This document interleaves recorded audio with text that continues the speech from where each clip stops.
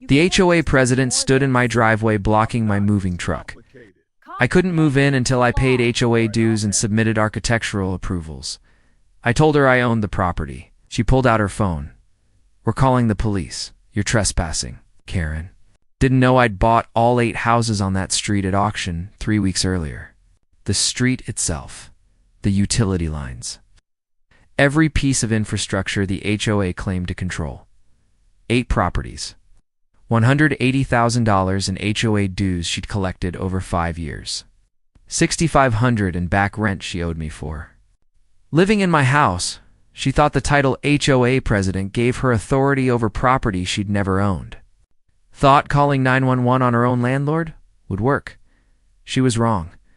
By the time the police arrived and asked for my deed, it was too late to undo what happened next. But before we jump in, tell me where you're tuning in from today. Don't forget to like and subscribe for more stories like this. The HOA president was standing in my driveway blocking my moving truck. Her car was parked sideways across the entrance. 3 other residents stood behind her, arms crossed, looking like they were about to stop a bank robbery. "You can't move." "In," Karen Mitchell said. I got out of the truck.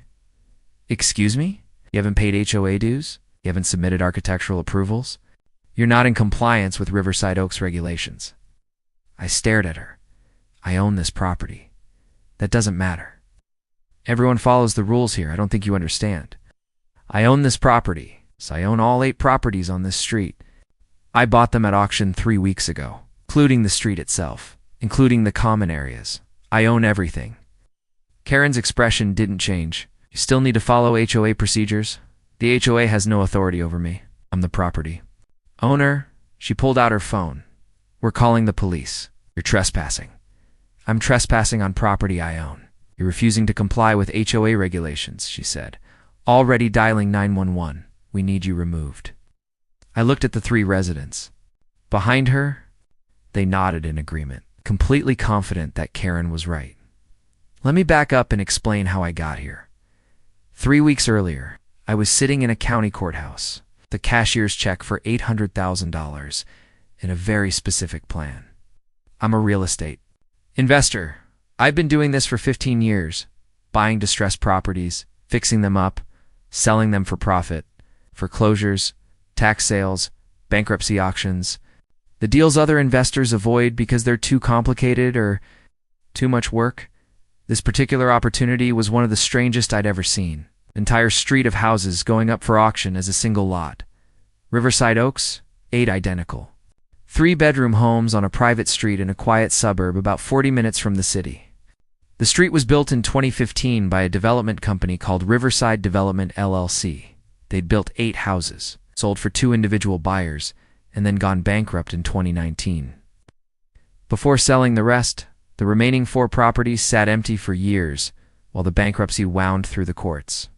Eventually, the bank foreclosed on everything the developer still owned and bundled it all for auction for empty houses, plus the 4 lots those houses sat on, plus the private street that connected them, plus the utility infrastructure, plus the small common areas at each end of the street.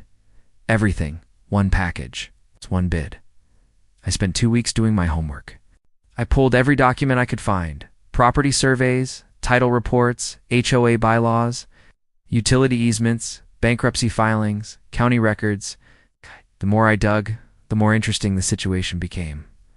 The 4 families who'd bought houses back in 2015 had formed a homeowners association to manage the street and common areas. They'd written bylaws, elected a board, collected dues. On paper, it looked like a normal HOA, but here's the critical detail. The developer had never actually transferred ownership of the common areas to the HOA.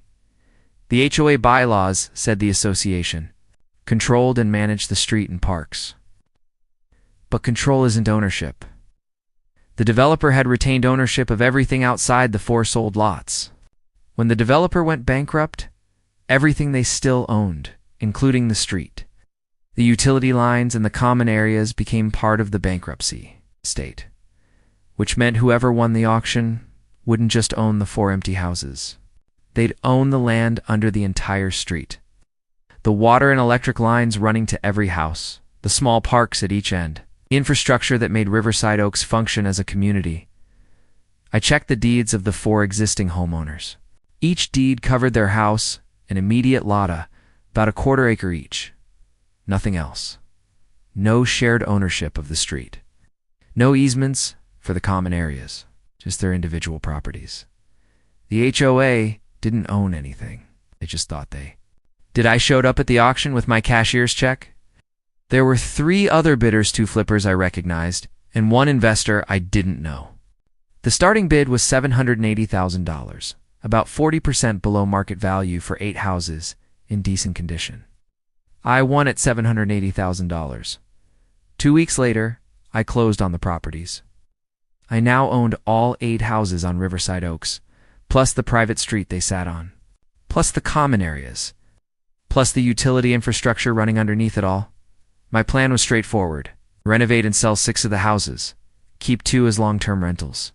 I'd move into the nicest one, lot 8, at the end of the street while I did the renovation work on the others. After 15 years of flipping properties and never staying anywhere longer than 6 months, I was ready to finally settle down somewhere. Riverside Oaks seemed like the right place.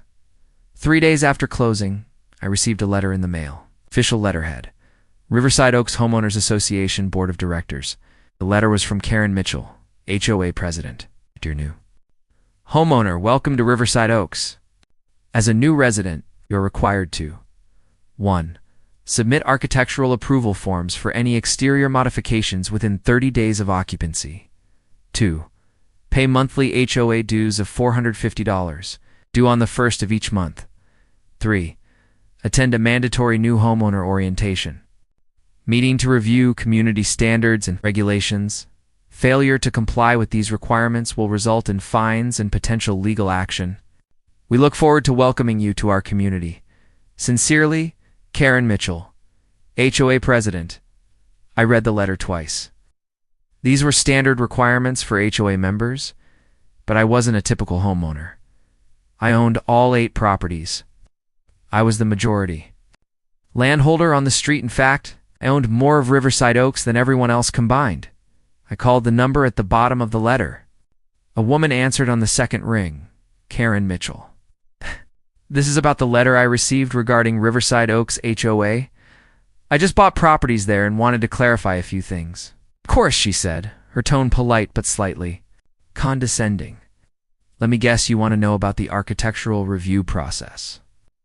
Actually, I'm calling because I own all 8 properties on Riverside Oaks. I bought them at the county auction 3 weeks ago. There was a pause. All 8, yes, the entire development. Another pause, longer this time. Doesn't change anything. HOA rules apply to all residents. Everyone on Riverside Oaks pays dues, no exceptions. I understand, but I'm not a resident in the traditional sense. I'm the property owner. I bought the houses, the street, the common areas, everything. That's not possible. Her tone sharpened. The HOA owns the common areas. It's in our bylaws. Your bylaws say the HOA controls the common areas, but you don't own them. The developer never transferred ownership. When the developer went bankrupt, I bought everything at auction. I own the land under the street.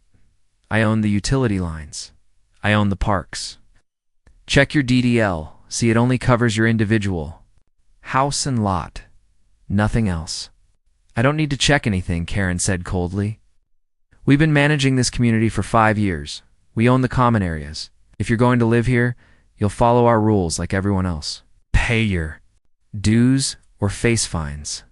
I'm not trying to cause problems. I just want to clarify the ownership structure. Before she hung up, I sat there staring at the phone, realizing this woman genuinely believed the HOA owned property they didn't. And she wasn't interested in checking the facts. I chose lot 8 as my house, the property at the end of the street with the best layout. It's a corner lot with extra yard space and the least amount of repair work needed. Over the next 2 weeks, I did basic renovations, fresh paint inside and out, new appliances in the kitchen, fixed a leaky faucet, replaced outdated light fixtures, cleaned up the overgrown landscaping in the front yard. I didn't submit architectural approval forms. Legally, I didn't need to.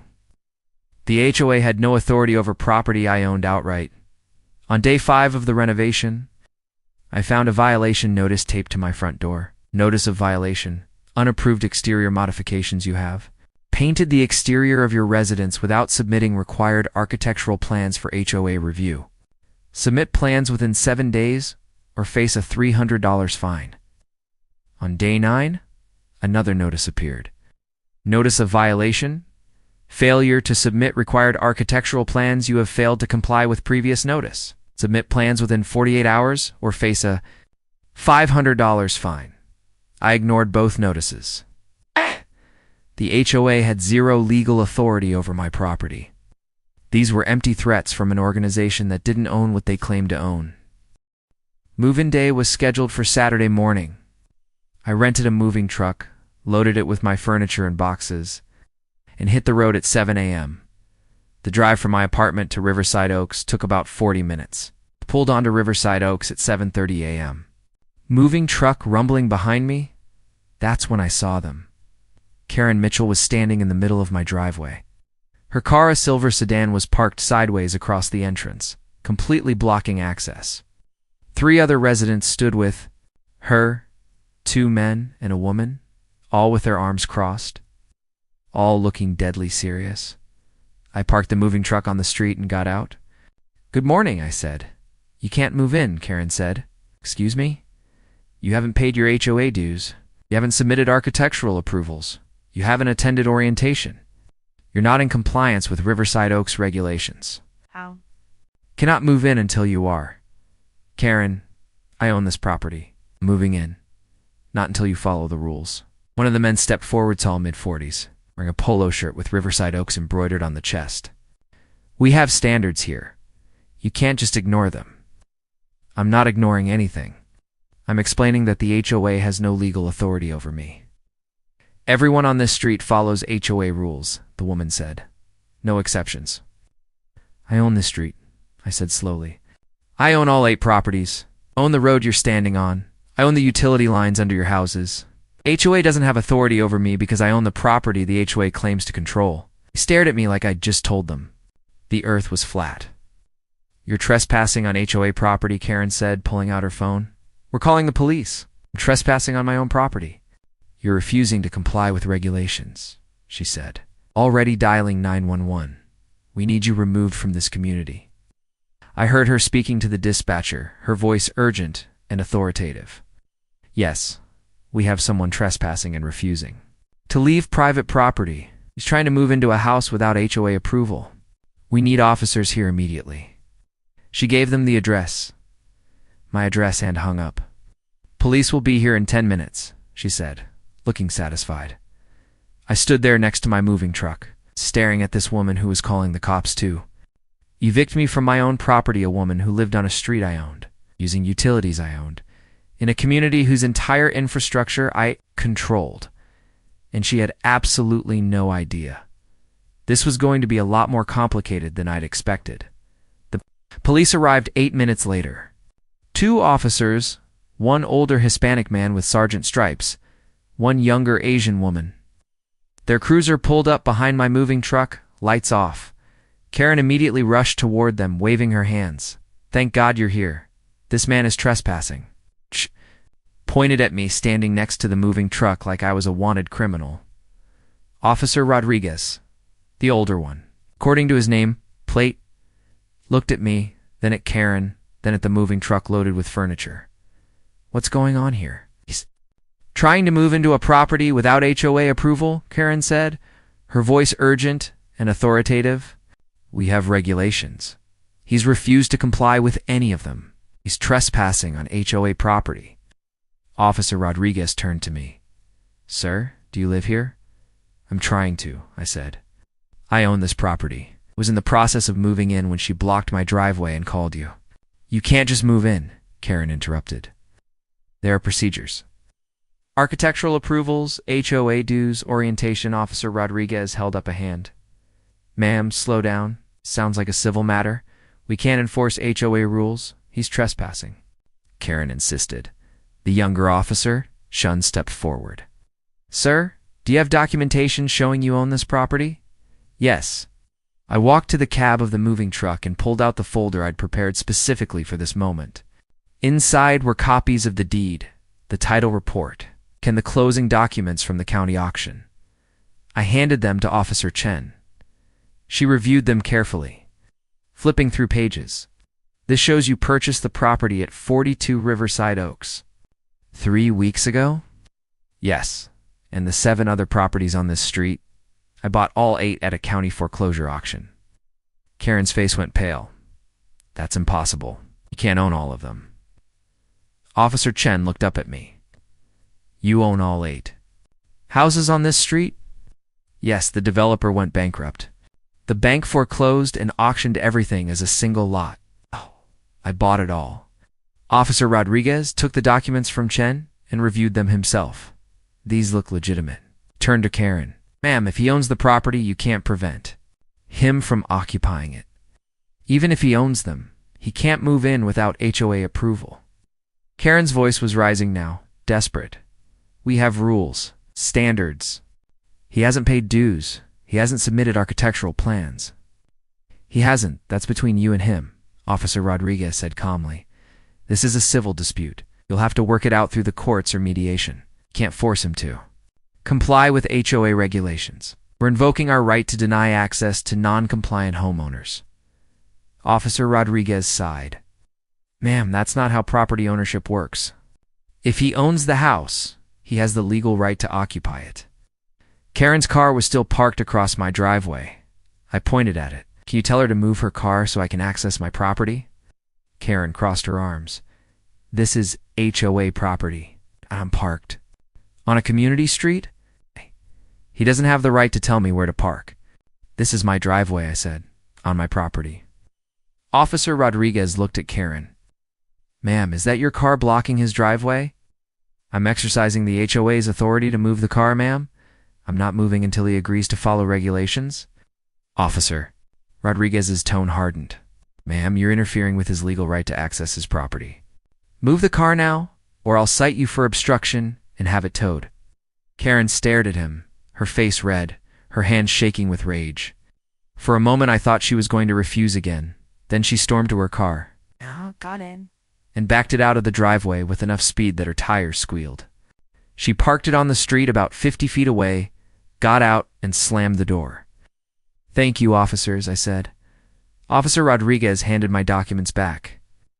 I'd recommend you to work this out through proper channels. HOA disputes get messy.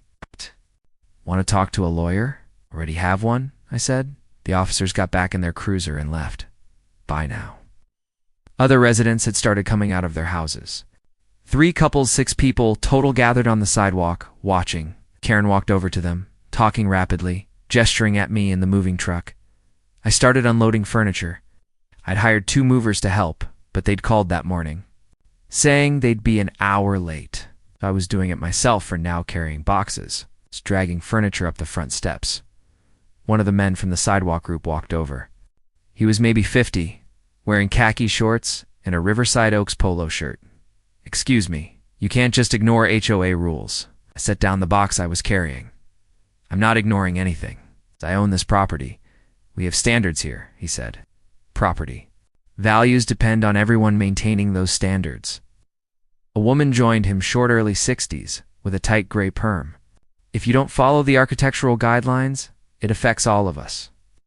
I own all 8 houses on this street, I said slowly, including the street itself.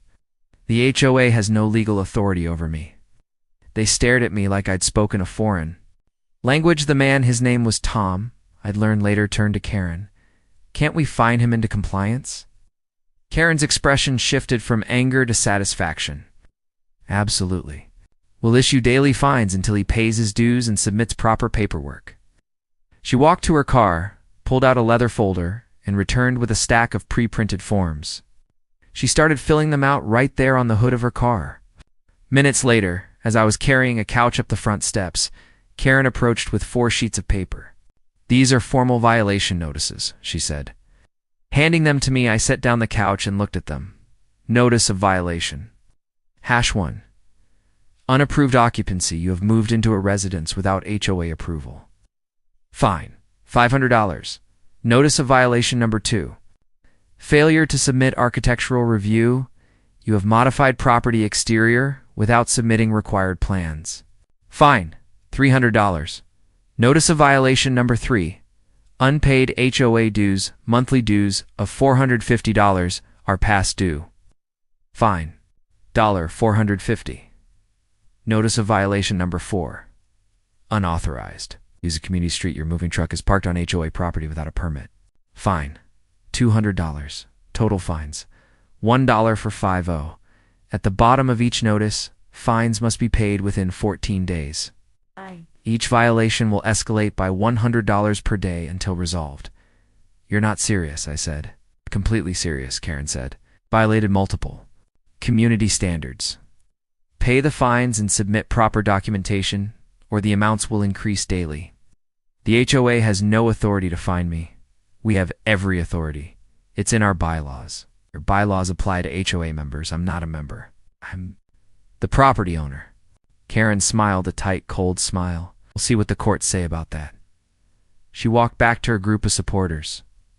They stood on the sidewalk watching me unload the moving truck, talking in low voices, occasionally pointing. I finished. Unloading by 2 p.m., the movers finally showed up and helped with the heavy furniture. By 4 p.m., everything was inside. The house was a mess of boxes and furniture that needed organizing, but I was officially moved in. That evening, I called my attorney. His name was Marcus Webbed. Worked with him on 3 previous real estate deals. He specialized in property disputes, title issues, easement conflicts. Exactly the kind of lawyer I needed. Marcus, I've got a situation. I explained everything, the auction purchase, the HOAs, claims of authority. Karen blocking my driveway, the police visit, the $1,450 in fines. Marcus was quiet for a moment, then he laughed. They're fining you for moving into property you own? Apparently. Me all the documents. Deeds, title reports, HOA bylaws, those violation notices. I want to see exactly what we're dealing with. I spent an hour scanning everything and emailing it to him. Called back 30 minutes later. This is straightforward, Marcus said. You own everything. The houses, the land under the street, the utility infrastructure, the common areas. The HOA bylaws give them the right to manage and control those areas, but they don't own them. The developer never transferred ownership. When you bought the properties at auction, you became the owner of everything the developer still held. The fines are invalid. Completely. The HOA has zero legal authority over you. They can make rules for themselves as an association, but they can't enforce those rules on the property owner. It's like a tenant trying to find their landlord. What do I do? Send them a formal notice. Explain that you own all 8 properties. The street and the common areas. Include copies of the deeds and plat maps showing the ownership structure. Make it clear that any further interference will result in legal action. And tell them if they try to file a lien based on these bogus fines, you'll sue them personally for filing a fraudulent claim. You think they'll back off? If they're smart, yes. If they're not, ... double quotes. Then this gets interesting. I drafted the letter that night. 1 page, clear and direct. Oak. To the Riverside Oaks HOA board, this letter serves as formal notice. That one name, am the legal owner of all 8 properties on Riverside Oaks, including lots 1 to 8, the private street connecting them, and all designated common areas. I purchased these properties at county auction on date for $780,000. The HOA does not own the street or common areas. The developer retained ownership of these areas and they were included in my purchase. Attached are copies of the deeds plat, maps, and title documents confirming this ownership structure. The violation notices issued on date are invalid. The HOA has no legal authority to issue fines or enforce regulations on property I own. All claimed fines are void. Any further interference with my legal rights as property owner, including attempts to block access or file liens, will result in legal action for harassment and filing of fraudulent claims. You may also be subject to trespassing charges if you continue to use my property without permission. If you have questions about the ownership structure, I I recommend you consult with a real estate attorney. Sincerely, name. I attached copies of all 8 deeds, the plat map showing property boundaries, and the title insurance documents. I sent it via certified mail to Karen Mitchell and the 3 other board members whose names I'd found on the HOA website. The next morning, I got an email from Karen. Your claims are fraudulent. The HOA owns the common areas per our bylaws. I've operated as the legal authority on Riverside Oaks for 5 years. Pay your fines immediately, or we will place a lien on your properties. You have 48 hours. I forwarded the email to Marcus. His response was 1 sentence. Let her try. For days after I sent the certified letter, I was checking property records online and found something that made my blood boil. Karen had filed a lien against all 8 of my properties. The lien claimed I owed $3,500 in unpaid HOA dues and fines. It was recorded with the county clerk's office, which meant it would show up on title reports and could interfere with any future sales or refinancing. I called Marcus immediately. She actually did it, I said. She filed a lien. Send me the recording number. I gave it to him. I heard him typing, then a long pause. This is a fraudulent lien, Marcus said. She has no legal authority to file this. The HOA doesn't own your property. They can't claim you owe them money for dues. And they certainly can't place a lien without a court judgment. This is illegal. What do? We can sue her personally for filing a false claim in this state. Filing a fraudulent lien carries statutory damages plus attorney fees. She could owe you $10,000 just for this. Let's give them one more chance to back down, I said. I don't want to destroy these people financially. Just want them to understand. Reality, Marcus sighed. You're more patient than I would be. The monthly HOA meeting was scheduled for Thursday at 7 p.m., according to the HOA website. Meetings were held at Karen's house, Lot 3, right in the middle of the street. I showed up at 6:55 p.m. with Marcus. Karen answered the door. Her expression went from welcoming to hostile the instant she saw me. This is a private meeting, she said. You're not a member.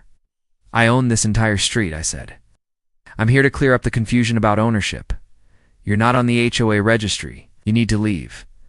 Marcus stepped forward. I'm Marcus Webb, Mr. Name's attorney.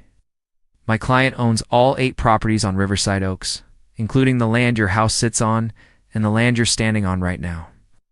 He has every right to attend this meeting. I'm calling the police. Go ahead, Marcus said calmly. While you do that, we'll wait inside. He walked past her into the house. I followed. Karen's living room had been set up for the meeting.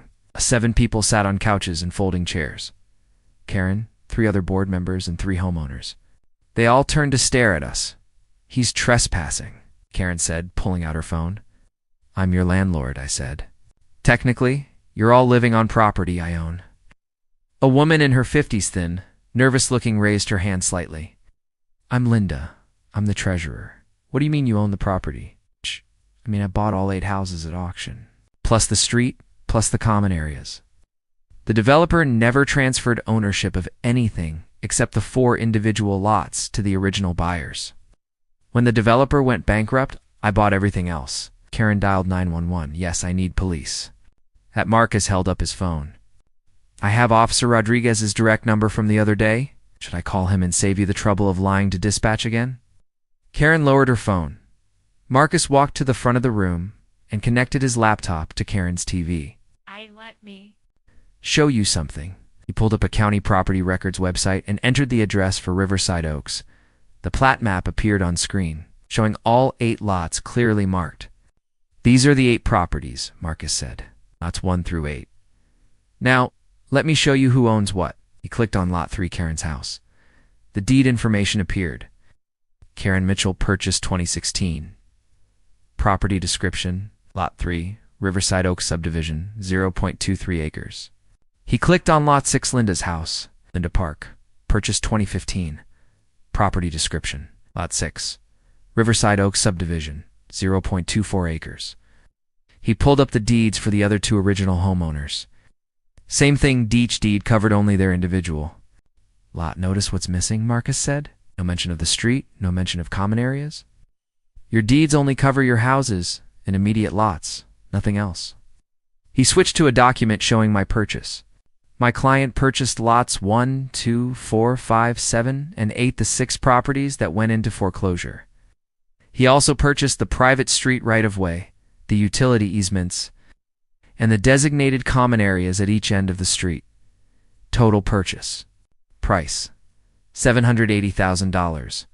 Tom, the man in the Riverside Oaks polo shirt, leaned forward. So what does that mean for us? It means you're homeowners in your individual houses, Marcus said. But you don't own anything outside your property lines. Don't own the street. You don't own the common areas. You have no legal authority to enforce rules on the property owner. Linda pulled out her phone and started searching for her own deed online. After a minute, her face went pale. He's right. My deed only covers my lot, nothing about the street. Or common areas. That can't be right, Karen said. The HOA owns the common areas. It's in our bylaws. Marcus turned to her. Your bylaws can say whatever they want. They can't grant you ownership of land you don't own. The developer wrote bylaws giving the HOA management authority over common areas, but the developer never actually transferred ownership of those areas to the HOA. When the developer went bankrupt, everything they still owned became part of the bankruptcy estate and went to auction. My client bought it all. This is a technicality, Kieran said, her voice rising. We've been operating as an HOA for 5 years. We've maintained the street, managed the common areas, collected dues. We have established rights. You've been operating as an informal neighborhood association, Marcus said. That's fine, but the moment you tried to enforce rules on the property, owner blocking his move-in, issuing fines, filing a fraudulent LENU, crossed from informal association into harassment and fraud, the room went silent. I stood up.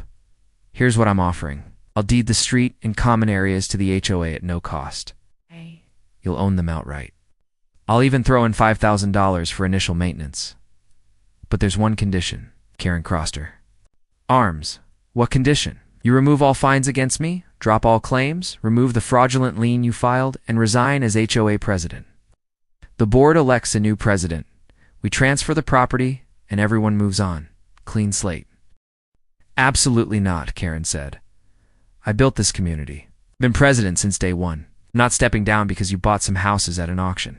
And I keep ownership of the street and common areas, I said. I start enforcing my rules. What rules? Tom asked. I looked at him. I own the street. That means I control who uses it. I own the utility infrastructure. The water and electric lines run through easements on my property. I own the common areas where you park your cars and walk your dogs. A woman I hadn't met yet, Susan, according to the name on her HOA badge, spoke up. You can't cut off our utilities. Actually, he can restrict access to infrastructure on his property, Marcus said. You'd have to negotiate easements with him if you want guaranteed access. I'm not cutting anything off, I said. But I am going to start charging for use of my property. Starting next week, there will be an annual fee to use the private street. You can't charge us to use the street, Karen shouted. It's private property, I said. I absolutely can. If you don't like it, you can use the public road, which is about a quarter mile that way. I pointed the next morning. I had a contractor install private property. No parking signs along both sides of Riverside Oaks. Bright red signs, professionally made. Every 50 feet at each end of the street, I installed security cameras with clear views of the entire road. Then I posted a notice on every front door. Notice: Riverside Oaks is private property owned by name. Unauthorized parking is prohibited. Vehicles will be towed at owner's expense. Residents may purchase annual parking permits for $1,200 a year. Contact email to arrange payment.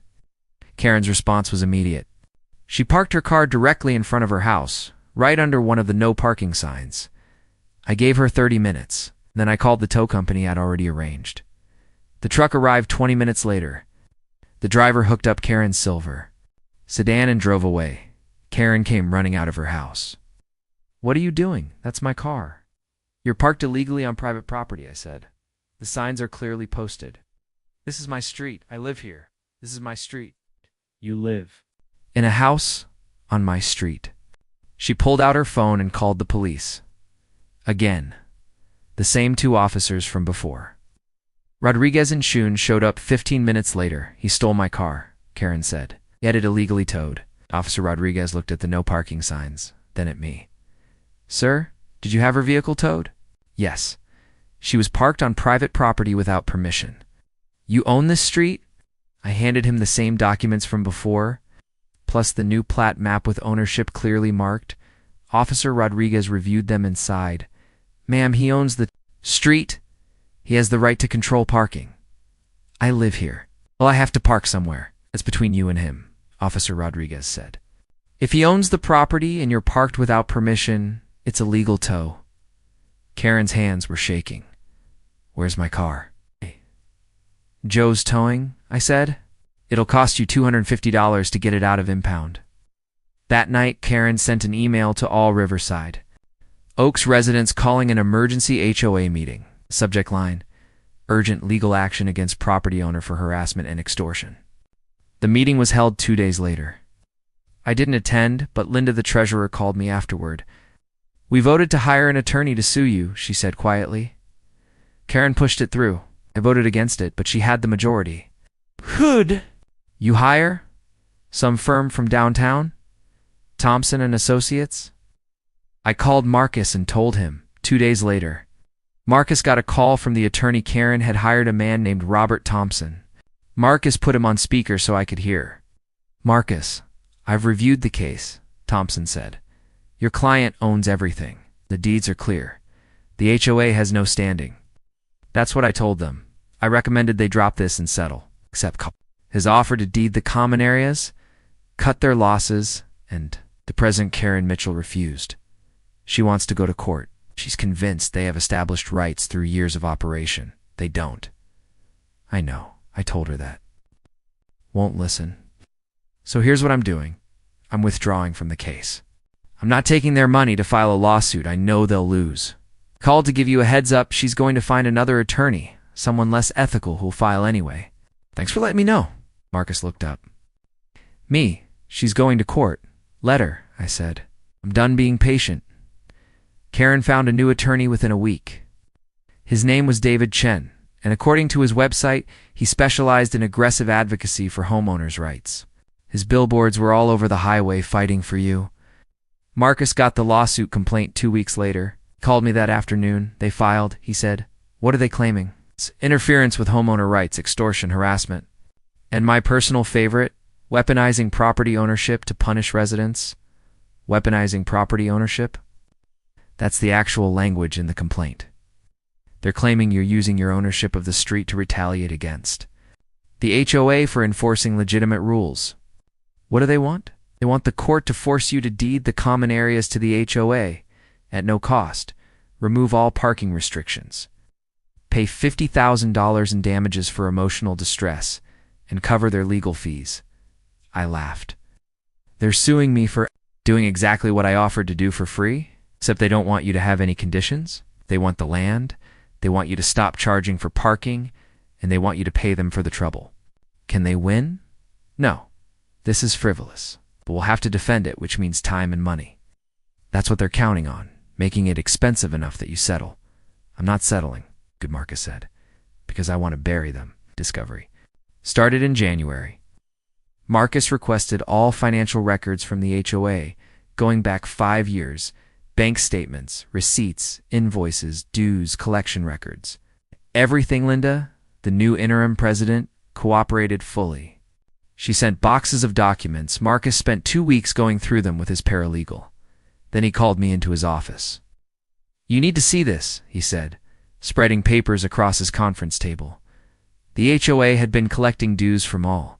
For original homeowners for 5 years at $450 per month per house, total collected approximately $180,000.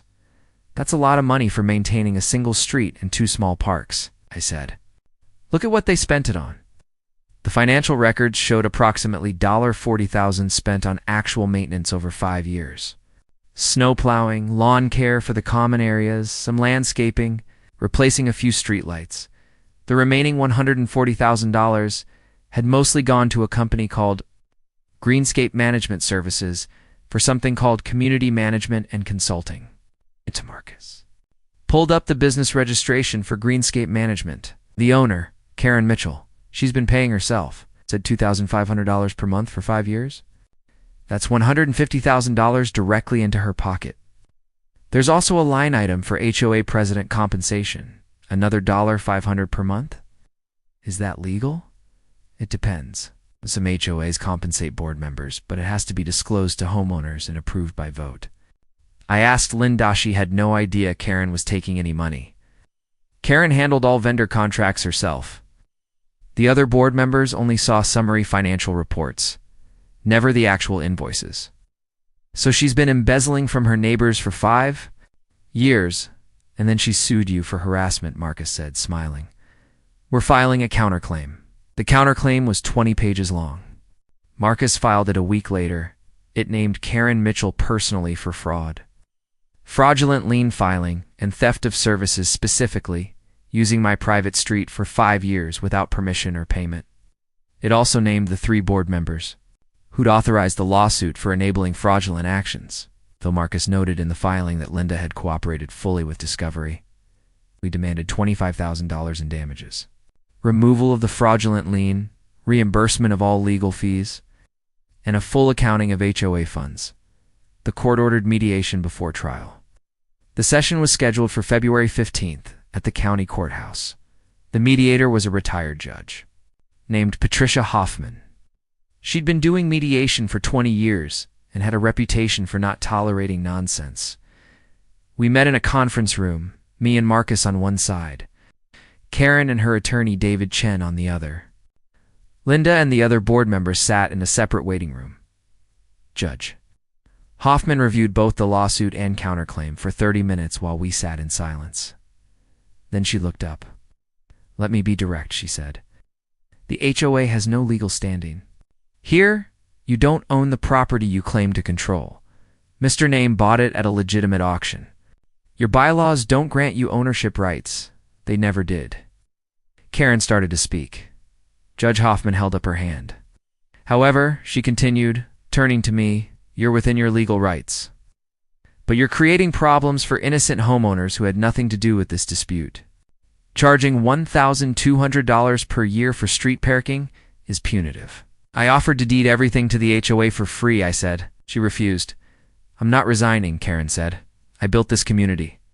Judge Hoffman looked at her. Ms. Mitchell, you've also apparently paid yourself $150,000 from HOA funds without proper disclosure.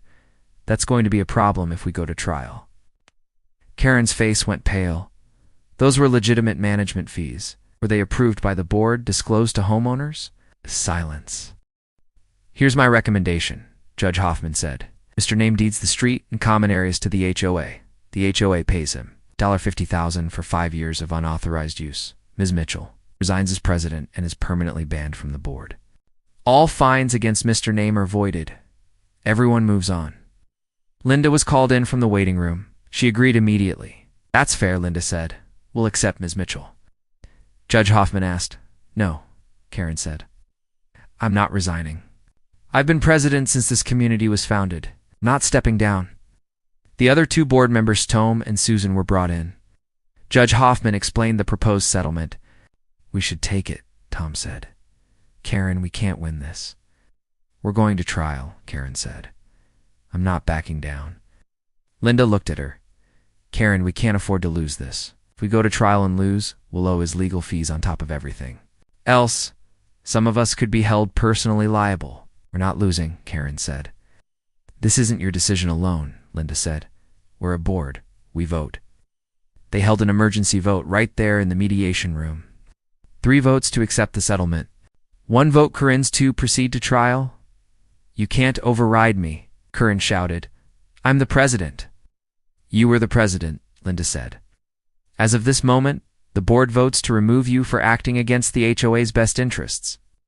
I'm now interim president, and I'm accepting this settlement.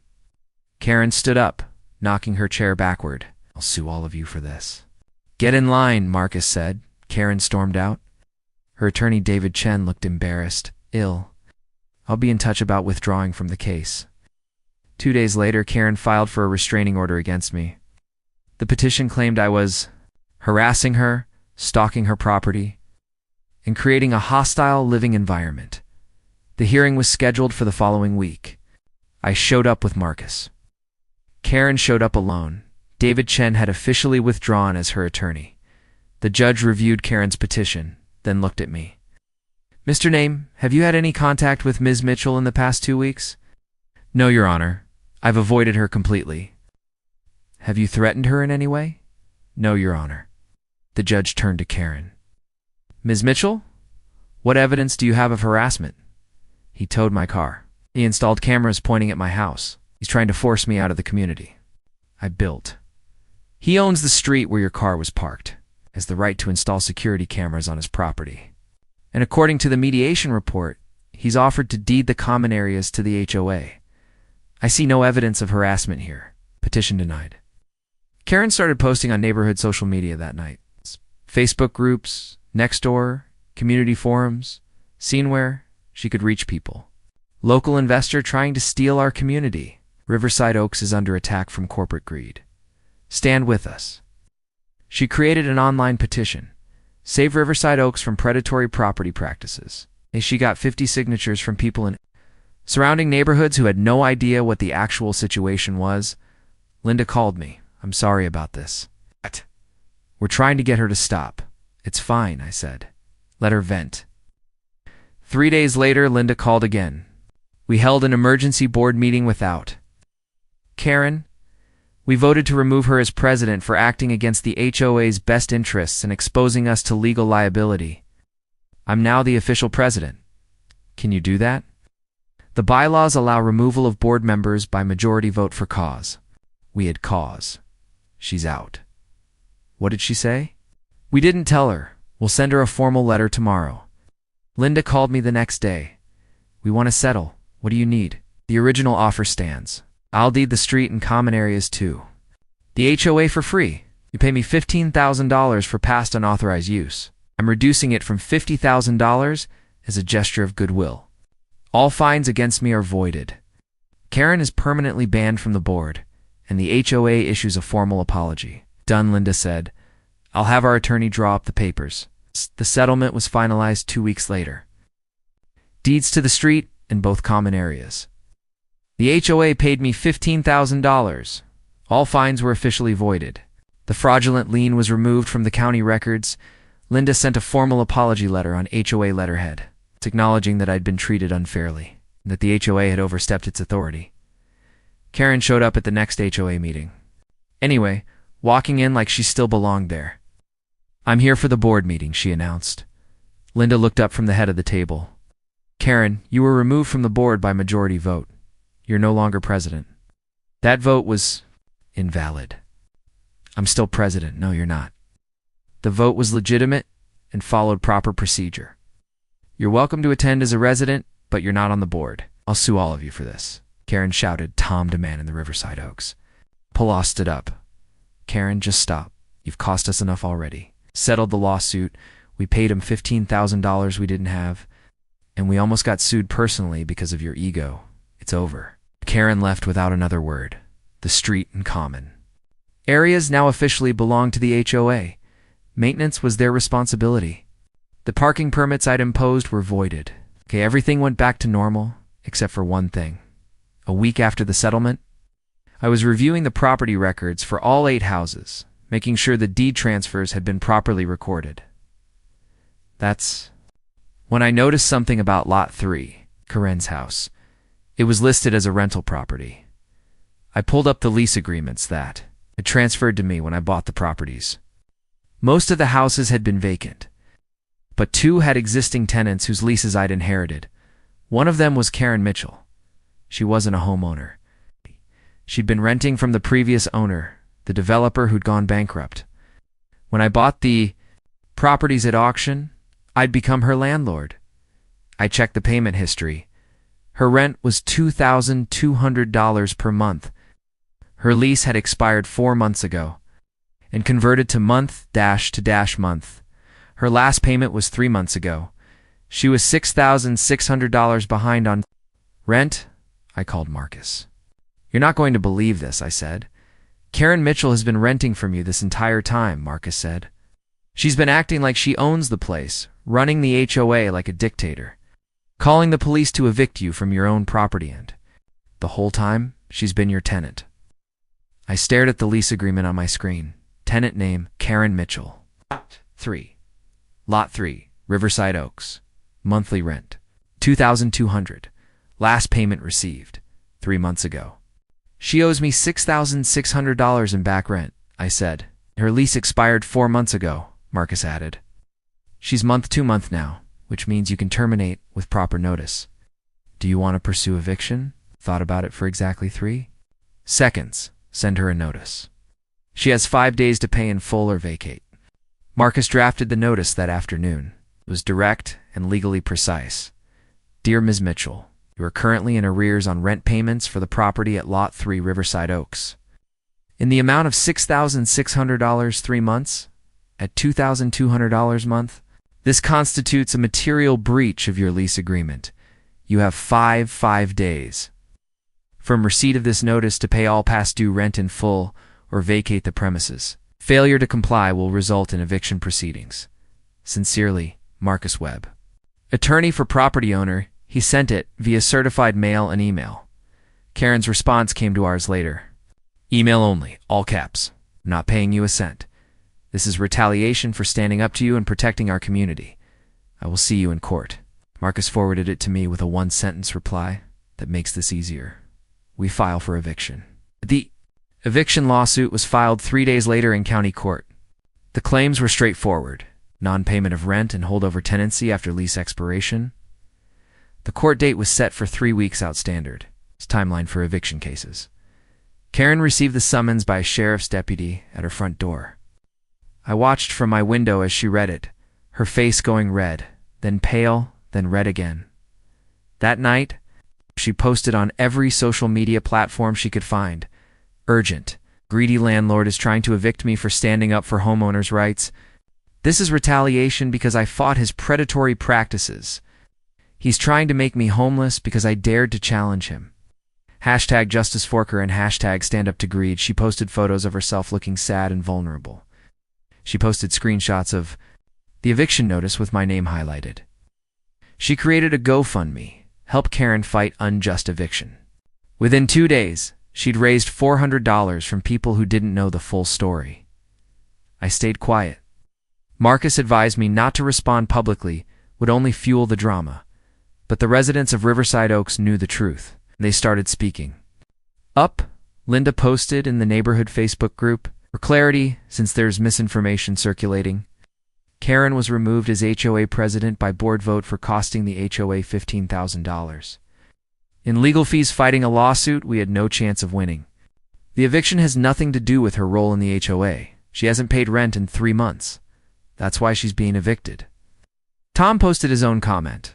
Karen called the police on the property owner, claiming he was trespassing when he tried to move in. Turns out he owned all 8 houses on this street, including the one Karen rents. She knew he was the landlord and still called the cops on him. She's not a victim here, Susan added. Karen paid herself $150,000 from HOA funds over 5 years without telling anyone. We only found out during the lawsuit. Maybe she should use some of that money to pay her rent. The truth started spreading. Karen's social media posts got less sympathy and more questions. The GoFundMe stalled at $430. The eviction hearing was on a Tuesday morning at 9 a.m. The courthouse handled evictions in bulk, 12 cases scheduled that day.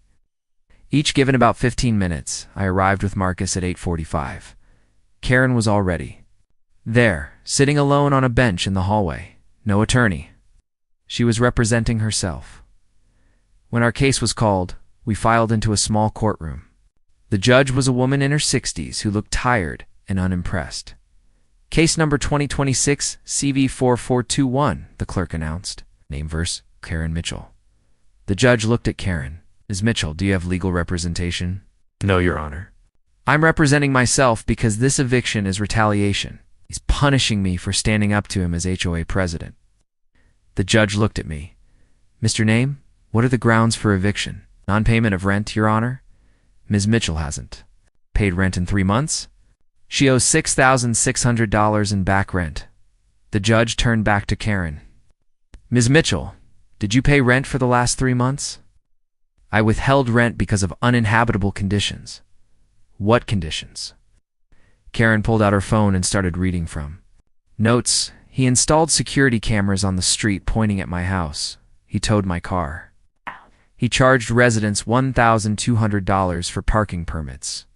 It's harassment and creates a hostile living environment. The judge looked at Marcus. Counselor, Your Honor, the cameras are on the street which my client owns. The car was towed for illegal parking on private property, and the parking fees were rescinded as part of a legal settlement. None of these relate to the habitability of Miss Mitchell's residence. She never reported any habitability issues to my client in writing, as required by her lease. The judge looked at Karen. Did you report habitability issues to your landlord? In writing? No. But did you pay rent? I'm not paying until he removes the cameras and stops harassing me. The judge sighed and made a note on her paperwork. Ms. Mitchell, withholding rent is only legal if you've properly notified the landlord of habitability issues and given them time to remedy those issues. Security cameras on a public street don't constitute uninhabitable conditions. A towed car. It's retaliation. Do you have evidence that he's evicting you specifically because of your HOA activities, rather than because you haven't paid rent? He's targeting me because I stood up to him? That's not evidence, that's speculation. The judge looked at her paperwork. You're 3 months behind on rent. You didn't report any legitimate habitability issues in writing. You have no legal defense for non-payment. She signed the judgment, ruling in favor of the plaintiff.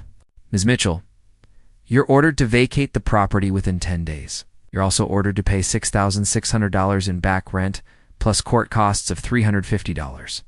If you don't vacate within 10 days, the sheriff will forcibly remove you. Karen stood up, her voice rising. This is unfair. You're letting him destroy our community. You're letting corporate greed win. Ma'am, sit down or I'll hold you in contempt. Karen sat down, shaking with rage. The next case was called. We filed. Out of the courtroom, Karen didn't move out. Day 1 through day 9, she stayed in the house. She posted on social media every single day about the unjust eviction. She filmed TikTok videos from inside the house, crying and talking about how the system was rigged against regular people. On day 7, she organized a protest outside my house. 4 people showed up, 3 from surrounding neighborhoods who'd signed her petition and 1 friend from her church. They stood on the sidewalk holding signs, "Stop predatory evictions" and "Justice for Karen." I stayed inside and ignored them. They left after an hour. Day 10 came and went. Karen was still in the house. I called the sheriff's office and scheduled the lockout for day 11 at 9 a.m. The sheriff arrived exactly on time with a locksmith. I stood on my front porch and watched. The sheriff knocked on Karen's door. "Ms. Mitchell, this is the sheriff's department. Open the door, please." No response. He knocked again, louder.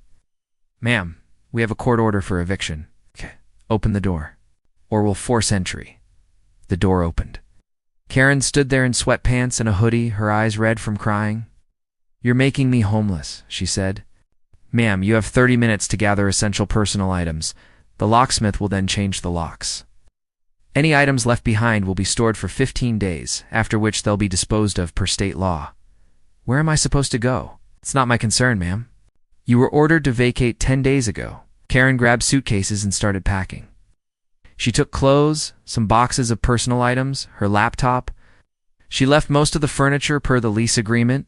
The rental came partially furnished, and that furniture stayed with the property. At 9:35 a.m., she carried the last suitcase to her car. The locksmith changed the locks. The sheriff handed me the new keys. Karen sat in her car for 5 minutes, crying. Then she drove away. Linda called me that afternoon. She's gone. She's gone. Thank God it's been so peaceful the last few weeks without her stirring up drama. We should have removed her years ago. Karen moved in with a friend 2 towns over, according to posts she made on Facebook. She continued posting bitter messages about corrupt landlords and rigged courts for weeks. Fewer and fewer people engaged. With them, the residents of Riverside Oaks were relieved. The HOA ran smoothly under Linda's leadership. No drama, no lawsuits. just normal neighborhood maintenance. 2 weeks after the eviction, I received a notice in the mail from City Code Enforcement.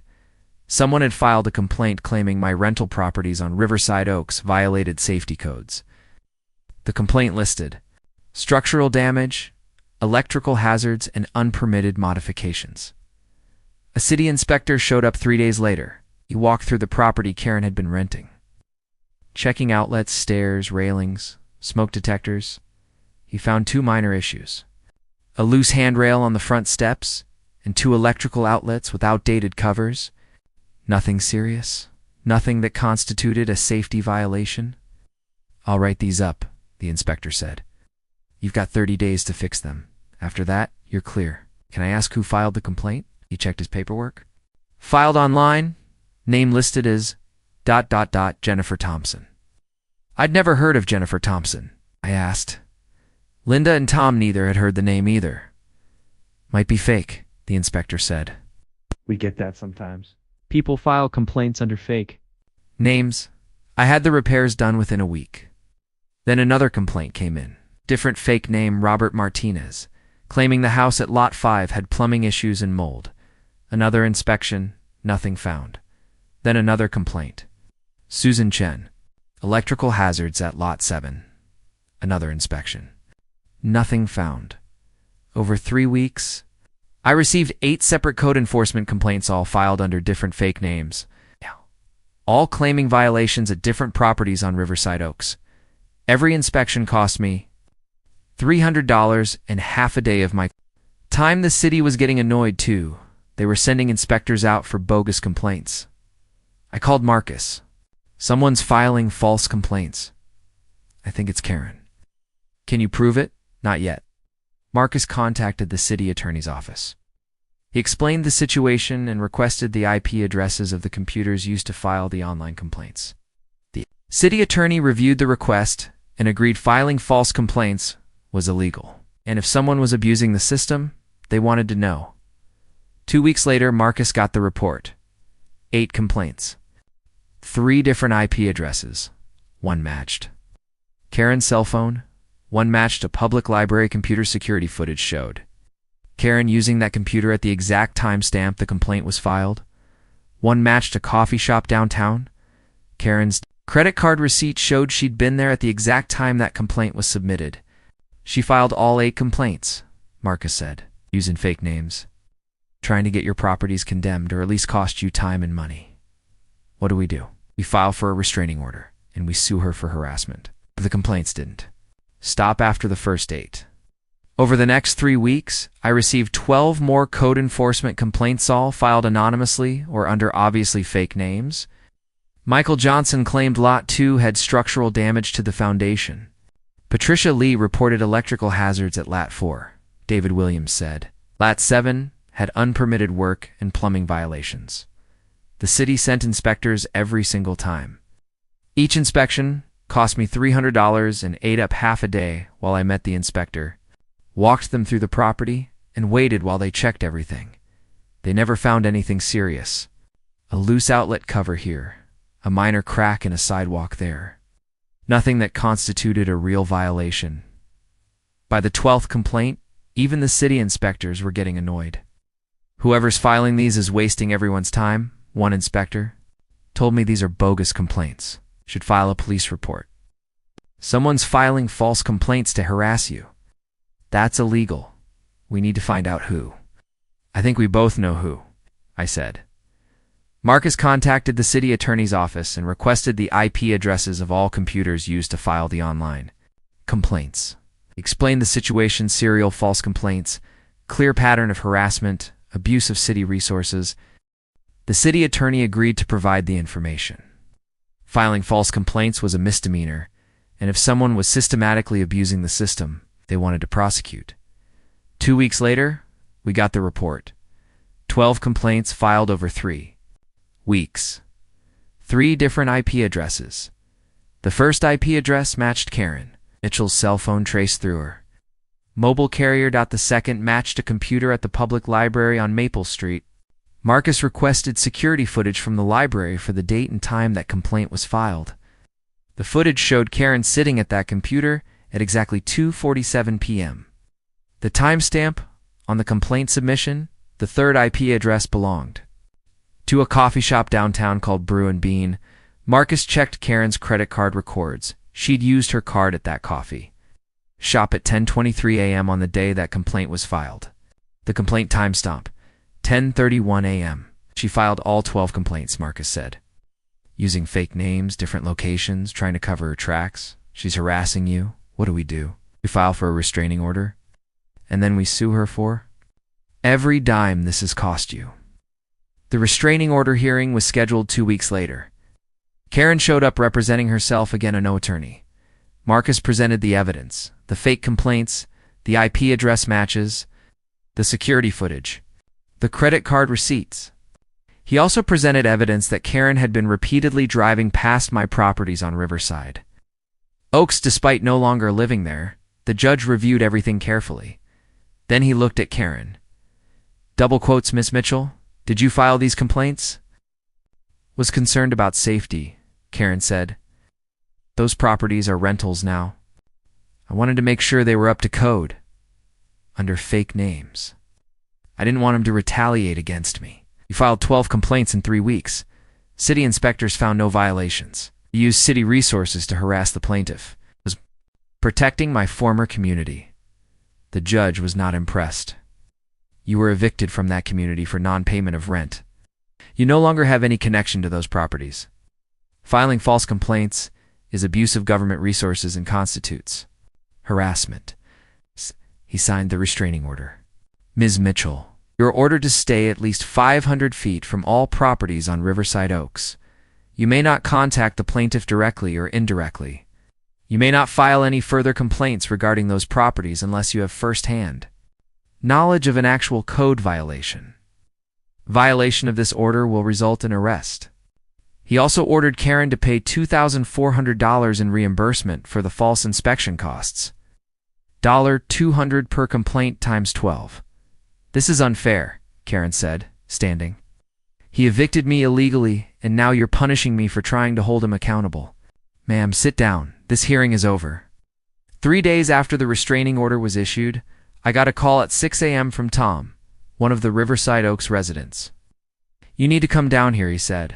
Someone vandalized your properties. I drove to Riverside Oaks at 6:30 a.m. 3 of the garage doors had been spray painted with the words, "Greedy Landlord" in red paint. 2 mailboxes had been knocked over and smashed. A window at Lot 5 was cracked. I called the police. They took a report and checked my security cameras. The footage showed a person in a dark hoodie and jeans, face covered with a mask, walking down the street at 2:15 a.m. The person spray-painted the garages, kicked over the mailboxes, threw a rock at the window before leaving.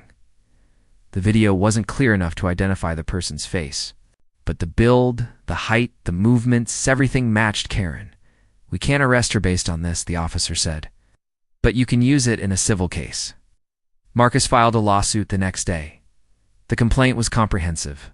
$6,600 in unpaid back rent from the eviction, $2,400 in false inspection costs that the judge had already ordered but Karen hadn't paid, $3,500 in vandalism damages, $8,000 in legal fees, plus damages for harassment and defamation based on her social media posts claiming I'd engaged in predatory practices, total $20,500. This time, Karen hired an attorney, one of those personal injury lawyers who advertises on bus benches and late-night TV. His name was Rick Donovan, and his slogan was, "We fight for you." Rick called Marcus 2 days after being hired. Marcus put him on speaker. I've reviewed the case, Rick said. Your client has strong evidence. My advice to Ms. Mitchell is to settle. What did she say? Marcus asked. She said she's not giving him assent. She thinks she can win on principle. There's no principle here. She didn't pay rent, filed false complaints, and likely vandalized his property. I know. I told her that. She won't listen, so I'm withdrawing. I'm not taking her money to fight a case she's going to lose. Karen fired Rick and decided to represent herself. Again, the trial was held on a Wednesday in civil court. The judge a different one this time. A man in his 50s named Judge Morrison heard the case in a single day. Marcus presented the evidence methodically. The lease agreement showing Karen had stopped paying rent. The eviction judgment. But IP address records proving she'd filed 12 false code complaints. Photos of the vandalism. Video footage showing a person matching her description. Screenshots of her defamatory social media posts claiming I was a predatory investor. Karen's defense was emotional and repetitive. He's a corporate investor, destroying communities. I was protecting homeowners. I built that community. He tore it apart with his greed. Marcus cross-examined her. Ms. Mitchell, did you pay rent for 3 months before you were evicted? I withheld it in protest of his harassment. That's a yes or no question. Did you pay rent? No, but did you file 12 code enforcement complaints in 3 weeks? I was concerned about safety. Using fake names? Karen hesitated. I wanted to remain anonymous, because you knew the complaints were false. They weren't false. Did inspectors find any violations? Minor ones. Did they find any violations that justified 12 separate complaints? Silence. Marcus displayed the vandalism video on the courtroom screen. This person is approximately 5'6", 140 pounds, wearing a hoodie and jeans. Does that match your build, Ms. Mitchell? That could be anyone. The vandalism occurred at 2:15 a.m., 3 days after you were issued a restraining order. Where were you at 2:15 a.m. that night? I was home. Can anyone verify that? I live alone. Marcus pulled up a traffic camera image showing Karen's car parked 2 blocks from Riverside Oaks at 2:03 a.m. This is your vehicle, registered to you, parked near the scene at the time of the vandalism. Karen's face went red. That doesn't prove anything. Judge Morrison had heard enough. He ruled from the bench. I find in favor of the plaintiff on all counts. Ms. Mitchell, your behavior has been vindictive, illegal, and destructive. You didn't pay rent. You filed false complaints to harass the plaintiff. And the evidence strongly suggests you vandalized his property in violation of a restraining order. He ordered Karen to pay $20,500 in total damages, including back rent, inspection costs, vandalism repairs, legal fees, and additional damages for harassment and defamation. If I see you in this courtroom again for anything similar, I will consider referring this matter for criminal prosecution. Do you understand? This is unfair. Do you understand, Ms. Mitchell? Yes. Karen didn't pay. She ignored the judgment for 2 months. Marcus filed for wage garnishment. Karen worked as an office manager at a dental practice, making about $3,200 per month. The court ordered 25% of her after-tax wages garnished until the judgment was paid. In full, Karen posted about it on Facebook. System is rigged against regular people. Courts protect corporate greed. Former Riverside Oaks residents commented on her posts. Tom wrote, "You brought this on yourself, Karen. You didn't pay rent for 3 months, harassed your landlord, and vandalized his property. Actions have consequences," Linda wrote.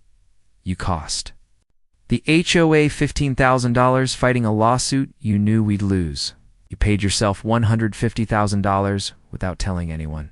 Don't talk to us about fairness." With Karen gone, Riverside Oaks thrived. Linda ran the HOA transparently. She posted monthly financial reports online. She got competitive bids for all maintenance work. She didn't fine people for minor violations.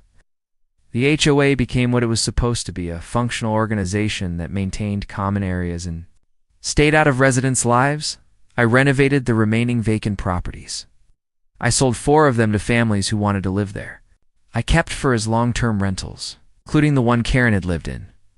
Property values on Riverside Oaks increased 12% over the next year, higher than surrounding neighborhoods. 1 year after the eviction, Karen was still paying off the judgment.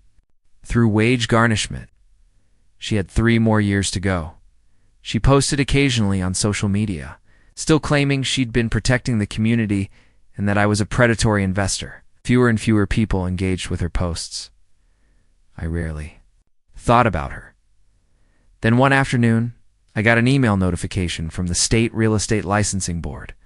Someone had filed a formal complaint against me, claiming I'd engaged in predatory property practices and harassment of tenants. The complaint was filed by Karen Mitchell.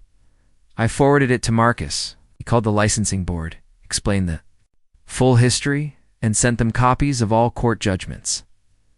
The board dismissed the complaint within a week. No merit, the letter said.